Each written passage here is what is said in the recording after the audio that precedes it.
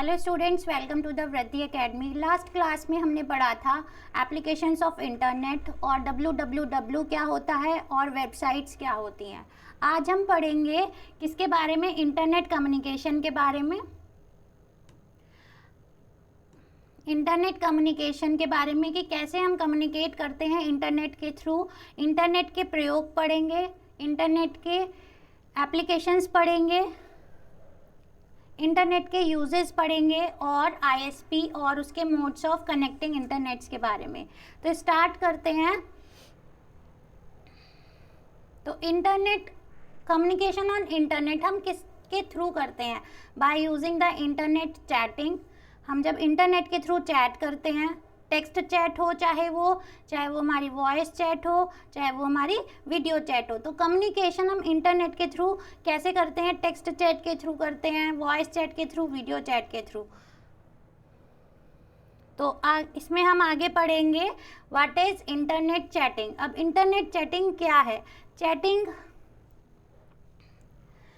Chatting क्या है? Internet के माध्यम से, मतलब इंटरनेट के यूज से एक दूसरे से संवाद, एक दूसरे से कम्युनिकेशन करने की प्रक्रिया को हम क्या कहते हैं? इंटरनेट चैटिंग कहते हैं। इसमें दो या दो से अधिक यूज़र एक साथ इंटरनेट के माध्यम से टेक्स्ट, ध्वनि या वीडियो के रूप में एक दूसरे से बात कर सकते हैं। तो किस किस के थ्रू कर सकते हैं? टेक्स्ट के थ्रू कर सकते हैं, ध्वनि के थ्रू कर सकते हैं और वीडियो के थ्रू, वीडियो चैटिंग जिसे हम बोलते हैं। वर्तमान चैटिंग ना सिर्फ टेक्स्ट के द्वारा होती है, आजकल जो हम कर रहे हैं वो सिर्फ और सिर्फ टेक्स्ट लिखने से चैट नहीं करते हैं, बल्कि हम वीडियो चैट भी करते हैं, वॉइस चैट भी करते हैं। वॉइस चैट से भी संभव है हमारा कम्युनिकेशन थ्रू इंटरनेट। इसे इंटरनेट रिले चैट भी क्या कहते हैं? इसे internet relay chat, it is internet, इसे हम क्या कहते हैं? इंटरनेट रिले चैट भी कहा जाता है। इसे क्या कहा जाता है? इंटरनेट चैटिंग को इंटरनेट रिले चैट भी कहा जाता है। तो अगर आपसे क्वेश्चन में पूछा जाए कि दूसरा नेम क्या है, तो आप बता सकते हो कि इंटरनेट रिले चैट होता क्या है। एक्चुअल में इंटरनेट चैटिंग ही होता है। नेक्स्ट है हमारा इंटरनेट रिले चैट। अब देखो, IRC एक ऐसा सिस्टम है जिसमें टेक्स्ट के माध्यम से मैसेज को ट्रांसफ़र करने की सुविधा प्राप्त होती है, सिर्फ और सिर्फ टेक्स्ट के द्वारा। अभी बताया है, IRC नेटवर्किंग के क्लाइंट का सर्वर मॉडल पर आधारित होता है। मतलब IRC नेटवर्किंग किस पे वर्क करती है? क्लाइंट सर्वर मॉडल पर, जिसमें IRC एक क्लाइंट प्रोग्राम की तरह कार्य करता है। वो एक रिक्वेस्ट सेंड करता है, किसको? सर्वर को। ये क्लाइंट दूसरे क्लाइंट को मैसेज को ट्रांसफ़र करने में समर्थ होते हैं। क्लाइंट सॉफ्टवेयर सभी ऑपरेटिंग सिस्टम के साथ उपस्थित रहते हैं। जितने भी हमारे क्लाइंट यूज़र्स होते हैं उनके खुद के अपने अलग अलग ऑपरेटिंग सिस्टम होते हैं, अलग अलग सिस्टम से कनेक्ट होते हैं, तो ऑपरेटिंग सिस्टम अलग होगा, क्योंकि एक लैपटॉप का ऑपरेटिंग सिस्टम अलग होगा।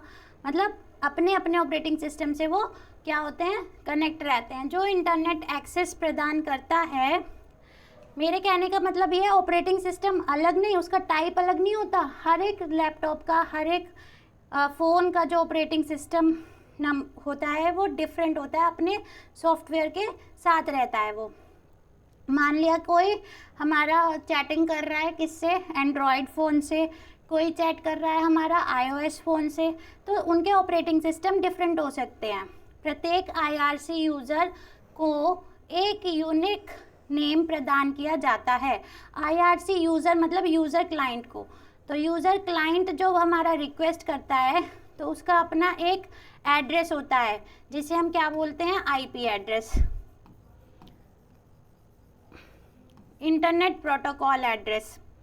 जब एक यूज़र दूसरे यूज़र से बात करना चाहता है, तब वह अपने ISP के कंप्यूटर से जुड़ता है। ISP means internet service provider. क्या करता है? इंटरनेट प्रोवाइड करता है, तथा उपलब्ध IRC सॉफ्टवेयर से जुड़ जाता है और अपनी बातचीत कंप्यूटर के माध्यम से शुरू कर देता है। तो कंप्यूटर चाहिए हमें, कंप्यूटर के बाद हमें ISP के थ्रू क्या मिलता है? इंटरनेट प्रोवाइड किया जाता है। इंटरनेट सर्विस प्रोवाइडर्स होते हैं जो हमें इंटरनेट प्रोवाइड करते हैं। हर एक कंप्यूटर, हर एक यूज़र का अपना सेपरेट आईपी एड्रेस होता है जिसके थ्रू वो सर्वर को रिक्वेस्ट भेजता है, तो उसी आईपी एड्रेस पे हमारी वही रिक्वेस्ट का आंसर जाएगा जिस आईपी एड्रेस से वो क्वेश्चन किया गया था। ठीक है, नेक्स्ट है हमारा टेक्स्ट चैट। क्या होता है? यह चैट का सबसे प्रचलित और पुराना माध्यम है। सबसे पहले हमारा टेक्स्ट चैट ही चलता था, ये वॉइस चैट और वीडियो चैट आया बाद में। तो सबसे पुराना और प्रचलित माध्यम है। इसके माध्यम से एक यूज़र दूसरे यूज़र को लिखित में कोई भी सूचना भेज सकता है, कोई भी इंफॉर्मेशन सेंड कर सकता है और प्राप्त भी कर सकता है और रिसीव भी कर सकता है और भेज भी सकता है। जैसे मैसेज एक टेक्स्ट चैट है, जो हम नॉर्मल मैसेजेस करते हैं वो हमारे सिंपली टेक्स्ट चैट होती है। नेक्स्ट है हमारा वॉइस चैट। यह चैट का आधुनिक रूप है। इसमें दो यूज़र्स आपस में एक दूसरे से ध्वनि के माध्यम से जुड़े रहते हैं। वॉइस रिकॉर्डिंग हम भेज देते हैं एक दूसरे को। व्हाट्सएप पे आप यूज़ करते होंगे। ध्वनि प्राप्त करने के लिए स्पीकर लगा होना आवश्यक है। मतलब हम जब मोबाइल के थ्रू वॉइस को रिकॉर्ड करते हैं तो उसमें स्पीकर भी होता है और बात करने के लिए माइक्रोफोन का उपयोग किया जाता है। ठीक है, यदि इंटरनेट की गति कम है, मतलब स्पीड इंटरनेट की क्या है, कम है, तब आवाज़ रुक रुक कर आती है। जब भी आप फ़ोन पर बात करते हो और हम व्हाट्सएप की वॉइस कॉल के थ्रू हम बात करते हैं और इंटरनेट की स्पीड हमारी कम हो, इंटरनेट की कनेक्टिविटी हमारी स्पीड जो है कम है, तो आवाज़ क्या करती है, वो रुक रुक के आती है ना। तो इसे कहते हैं हम वॉइस चैट। नेक्स्ट है हमारा वीडियो चैट। वीडियो चैट में क्या होता है, हमारा इंटरनेट पर फेस टू फेस बातचीत को वीडियो चैट कहा जाता है। जब हम वीडियो चैट करते हैं तो एक दूसरे को देख सकते हैं, जिसमें वेब कैमरा होना ज़रूरी है और उससे संबंधित सॉफ्टवेयर, उससे रिलेटेड सॉफ्टवेयर उसमें इंस्टॉल्ड होना चाहिए। मतलब हमारा उसके ड्राइवर्स जो उसमें इंस्टॉल्ड होने चाहिए, किसके, वेब कैम के, की आवश्यकता पड़ती है। इसे वीडियो कॉन्फ्रेंसिंग भी कहा जाता है। तो वीडियो कॉन्फ्रेंसिंग भी कहा जाता है, इसे क्या कहा जाता है, वीडियो कॉन्फ्रेंसिंग। तो वीडियो चैट के थ्रू हम वीडियो कॉन्फ्रेंसिंग कर सकते हैं। एक साथ दो या दो से ज़्यादा लोगों को हम कनेक्ट कर सकते हैं और उनसे फेस टू फेस बातें कर सकते हैं। नेक्स्ट है हमारा एप्लीकेशंस ऑफ इंटरनेट। अब इंटरनेट की क्या एप्लीकेशंस हैं, हम कम्युनिकेट कर सकते हैं। कैसे कम्युनिकेट कर सकते हैं, इंटरनेट के माध्यम से संपर्क करना बहुत ही आसान और तेज एवं सस्ता हो गया है आजकल। इंटरनेट में ईमेल, चैट आदि टूल्स के द्वारा हम एक साथ एक से अधिक व्यक्तियों से बात कर सकते हैं। आप व्हाट्सएप पे भी करते होंगे, ग्रुप कॉलिंग भी होती है, उसमें वॉइस कॉलिंग, वीडियो कॉलिंग भी ग्रुप होती है। तो ईमेल में टेक्स्ट के साथ इमेज, फ़ोटो, मूवी आदि भी हम भेज सकते हैं। जो हमारी ईमेल भेजते हैं, ईमेल जीमेल के थ्रू भेज सकते हैं हम, किसी भी अदर सोर्सेज के थ्रू, याहू के थ्रू। ठीक है, तो टेक्स्ट के उसमें हम क्या क्या भेज सकते हैं, टेक्स्ट भी भेज सकते हैं, इमेजेस भी भेज सकते हैं, फ़ोटो भी भेज सकते हैं, या फिर कोई हम movie that is video clip भी भेज सकते हैं। ठीक है, नेक्स्ट है हमारा एजुकेशन में हमारा इंटरनेट कैसे यूज़ हो रहा है। इंटरनेट के द्वारा शिक्षा के क्षेत्र में बहुत बदलाव आए हैं। व्यक्ति इंटरनेट के माध्यम से किसी ई बुक या किसी भी टॉपिक के बारे में इंफॉर्मेशन को देख सकता है। तो एजुकेशन से रिलेटेड अगर आपको इंटरनेट का यूज़ करना है, तो अगर हमें कोई भी टॉपिक समझ नहीं आ रहा है, कुछ भी चीज़ है और अगर हमें पढ़नी है, हम एजुकेशन रिलेटेड इंफॉर्मेशन इंटरनेट से प्राप्त कर सकते हैं। इसके अलावा वर्चुअल क्लास के माध्यम से घर बैठे शिक्षा प्राप्त की जा सकती है। वर्चुअल क्लास जैसे कि मैं आपको पढ़ा रही हूँ, आप अपने घर बैठ के पढ़ रहे हो, तो उसको हम क्या बोल देंगे, वर्चुअल क्लास के माध्यम से। मतलब क्लास चल रही है लेकिन दूर चल रही है और आपसे कनेक्टिंग नहीं है। कनेक्टिंग इस तरीके से नहीं है कि हम फेस टू फेस नहीं हैं। कैसे फेस टू फेस नहीं है, वर्चुअली हम उसको कब बोलेंगे, जब हम एक दूसरे को टच नहीं कर सकते हैं। तो वर्चुअल क्लास के माध्यम से घर बैठे शिक्षा प्राप्त की जा सकती है। नेक्स्ट है हमारा, हम बिजनेस में भी इंटरनेट का यूज़ करते हैं, बिजनेस को ग्रो कराने के लिए हम इंटरनेट का यूज़ करते हैं। ये मैंने आपको पढ़ाया था। एंटरटेनमेंट के लिए भी हम यूज़ करते हैं, पहली क्लास में हम पढ़ चुके हैं। इंटरनेट के माध्यम से व्यापार के क्षेत्र में क्रांति आई है। इंटरनेट के द्वारा किसी भी व्यापार को एक बड़े स्तर पर किया जा सकता है, जिससे ज़्यादा से ज़्यादा लाभ कमाया जा सकता है। ठीक है, कैसे बिजनेस को हम कैसे एक्सप्लोर करा सकते हैं? By using the social medias application.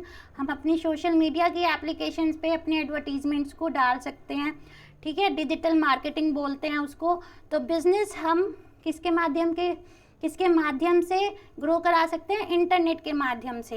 Entertainment, internet के माध्यम से किसी भी मूवी को आप डाउनलोड कर सकते हो, ऑनलाइन शोज़ देखे जा सकते हैं, OTT प्लेटफॉर्म्स आजकल बहुत आ गए हैं।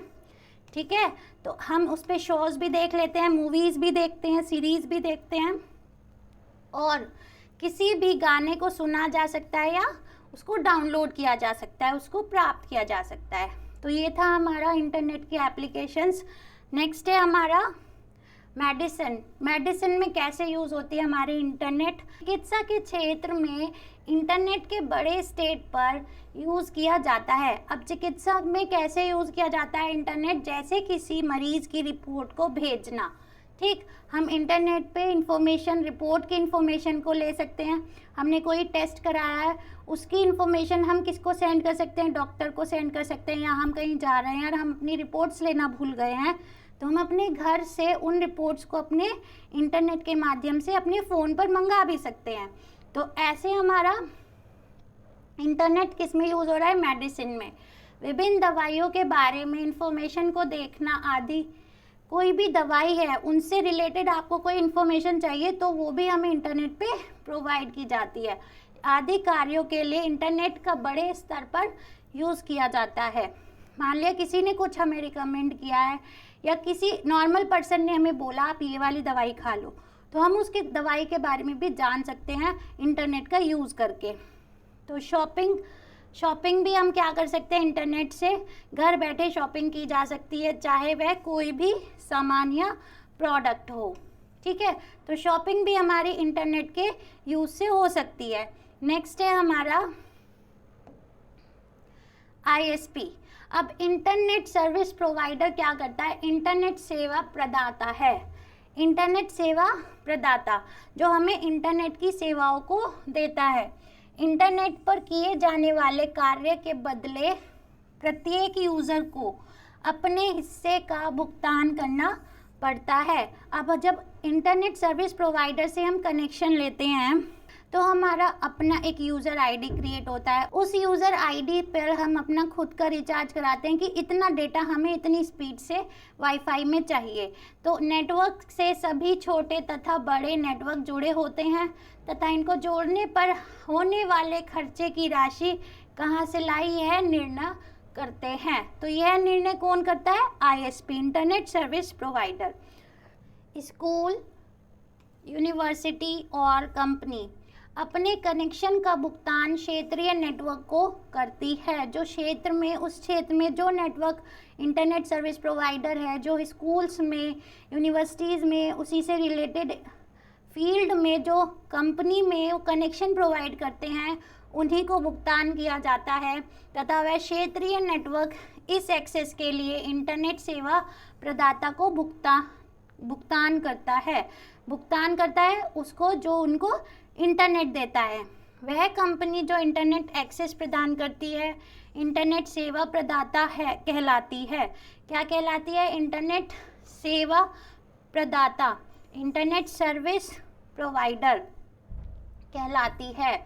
किसी अन्य कंपनी की तरह ही इंटरनेट सेवा प्रदाता अपनी सेवाओं के लिए यूज़र से पैसा लेती है। जैसे कि मैंने आपको बताया, उस यूज़र की अपनी अलग आईडी बन जाती है, तो उसके थ्रू हमें पैसे देने होते हैं अपनी आईडी से रिलेटेड। जितना भी हम डेटा यूज़ कर रहे हैं, चाहे वो पोस्ट पेड हो, चाहे वो हमारा प्रीपेड हो। नेक्स्ट है हमारा इंटरनेट सर्विस प्रोवाइडर कंपनी दो प्रकार का शुल्क लेती है। इंटरनेट प्रयोग करने के लिए, यूज़ करने के लिए सिर्फ, और इंटरनेट कनेक्शन देने के लिए। जब स्टार्टिंग में हम इंटरनेट का कनेक्शन लेते हैं तो हमारी कुछ कॉस्ट जाती है, चाहे वो हमारी क्या हो 1500 या 2500, ठीक है। तो कितना भी शुल्क है उसका ज़्यादा भी हो सकता है और उससे कम भी हो सकता है, डिपेंड करता है, हर कंपनी का अलग रेट होता है। तो इंटरनेट कनेक्शन देने के लिए सबसे पहले वो चार्ज करेगी, उसके बाद जब आप इंटरनेट को यूज़ करोगे तो उसके पैसे आपको महीने टू महीने या ईयरली या क्वार्टरली आप उसको पे कर सकते हो। हाँ, तो इस तरीके से हमारा इंटरनेट कंपनी दो प्रकार का शुल्क लेती है। यूज़र्स को इंटरनेट कनेक्शन लेने तथा इंटरनेट प्रयोग करने का शुल्क आईएसपी को देना पड़ता है। मतलब जो सर्विस प्रोवाइडर हमें इंटरनेट प्रोवाइड कराता है हमें उसी को देना होता है, उसी कंपनी को देना होता है। आईएसपी कंपनी यूज़र्स से समयावधि, दूरी, गति तथा डेटा डाउनलोड या अपलोड की मात्रा के अनुसार ही शुल्क लेती है। जैसे बीएसएनएल हमें इंटरनेट प्रोवाइड करता है, आइडिया की कंपनी हमें इंटरनेट प्रोवाइड करती है, रिलायंस, सीफी, भारती, बीएसएनएल, एयरटेल, वोडाफोन आदि इंटरनेट सेवा प्रदाताओं के नाम है, इंटरनेट सर्विस प्रोवाइडर्स के ये नाम है, ठीक है। तो ऐसी बहुत सारी कंपनीज हैं जो आजकल आ रही हैं, वो हमें क्या प्रोवाइड करती है, इंटरनेट, और हमें उसके लिए सबसे पहले कनेक्शन लेने के लिए पैसे देने होते हैं, फिर हमें डेटा को यूज़ करने के लिए पैसे देने होते हैं। सो स्टूडेंट्स, आज की क्लास में हमने पढ़ा कि हम कैसे कम्युनिकेट कर सकते हैं इंटरनेट के यूज़ से, किस किस माध्यम से हम यूज़ कर सकते हैं, by using the text, video और वॉइस कॉलिंग के थ्रू, और हमारी एप्लीकेशंस ऑफ इंटरनेट कैसे हम कहाँ हम इंटरनेट का यूज़ कर सकते हैं, और हमारा आईएसपी क्या होता है, that is internet service provider, हमें इंटरनेट प्रोवाइड करता है, कैसे प्रोवाइड करता है और कितना चार्ज लेता है और कितने टाइप्स के वो चार्जेस लिया करता है, और कौन कौन सी कंपनीज़ हैं जो हमें इंटरनेट सर्विस प्रोवाइड करती हैं। सो स्टूडेंट्स, मिलते हैं अब हम अपनी नेक्स्ट क्लास में, तब तक के लिए take care and bye bye.